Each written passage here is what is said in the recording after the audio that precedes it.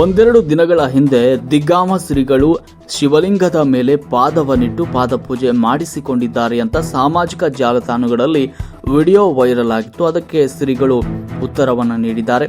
ಶಿವಲಿಂಗದ ಮೇಲೆ ಪಾದಪೂಜೆಗೆ ಸ್ವಾಮೀಜಿ ಸಮರ್ಥನೆಯನ್ನ ನೀಡಿದ್ದಾರೆ. ಗುರುಗಳ ಪಾದೋದಕ ಇಲ್ಲದೆ ಶಿವಲಿಂಗ ಪೂಜೆಗೆ ಅರ್ಹವಿಲ್ಲ ಅಂತ ದಿಗ್ಗಾಮ ಶ್ರೀಗಳು ಹೇಳಿದ್ದಾರೆ.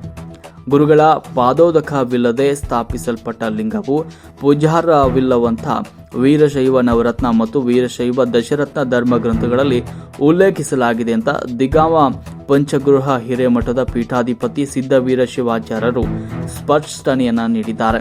ತಾಲೂಕಿನ ದಿಗ್ಗಾಮ ಪಂಚಗೃಹ ಹಿರೇಮಠದಲ್ಲಿ ಮಂಗಳವಾರ ಸುದ್ದಿಗೋಷ್ಠಿ ನಡೆಸಿ ಮಾತನಾಡಿದ ಅವರು, ಸೇಡಂ ತಾಲೂಕಿನ ದಿಗ್ಗಾಮ ಶಾಖಾ ಮಠದ ಕಲಕಂಬ ಗ್ರಾಮದ ಈಶ ಬಸವೇಶ್ವರ ದೇವಾಲಯದ ಶಿವಲಿಂಗ ನೆಲದಲ್ಲಿ ಹುದುಗಿ ಹೋಗಿತ್ತು. ಹೀಗಾಗಿ ಹೊಸದಾಗಿ ಲಿಂಗ ಸ್ಥಾಪಿಸಿ ಅದಕ್ಕೆ ಪ್ರಾಣ ಪ್ರತಿಷ್ಠಾಪನೆ ಮಾಡಬೇಕಾದ್ರೆ ಧಾನ್ಯವಾಸ, ಜಲವಾಸ, ಶೈನ್ಯವಾಸ, ಪುಷ್ಪವಾಸ ಇತ್ಯಾದಿ ಕ್ರಿಯೆಗಳೊಂದಿಗೆ ಶಿವಲಿಂಗ ಸ್ಥಾಪನೆ ಮಾಡಲಾಗಿದೆ ಅಂತ ಹೇಳಿದ್ರು.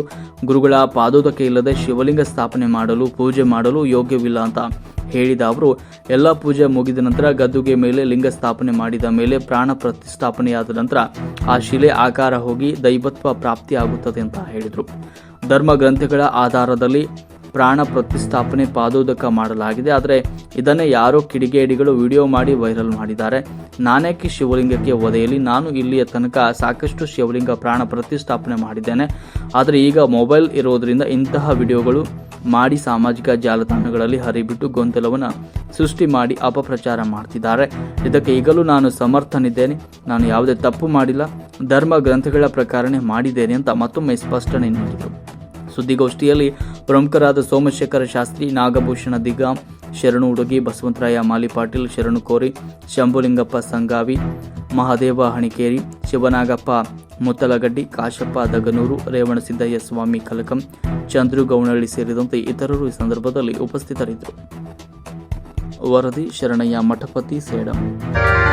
ಶ್ರೀ ಗುರುವೇ ನನಗೆ ಕಾಯವು